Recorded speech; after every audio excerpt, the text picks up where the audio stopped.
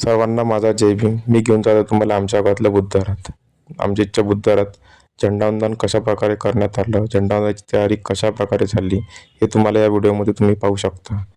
बाया मंडळीचं सहकार्य आम्हाला दरवर्षीप्रमाणे यावर्षीसुद्धा पण चांगल्या प्रकारे होतं आणि सहकार्यासोबत ते मार्गदर्शन पण आम्हाला चांगल्या प्रकारे करतात.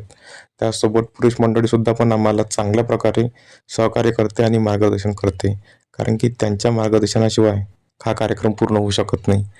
या कार्यक्रमामध्ये मुलींनी पण खूप चांगल्या प्रकारे आम्हाला हेल्प केली आणि त्यांनी रांगोळी काढण्यापासून साफसफाई, रोड सजवणं, बाकीच्या गोष्टी पण आम्हाला खूप सहकार्य केलं आणि आमच्या मंडळातल्या मुलांनी पण खूप चांगल्या प्रकारे मेहनत घेतल्या गेली.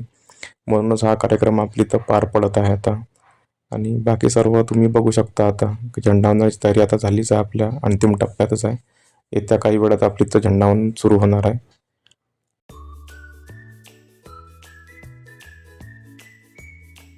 उपस्थित सर्व उपासक आणि उपासकांना माझ्या सर्वांना जय भीम.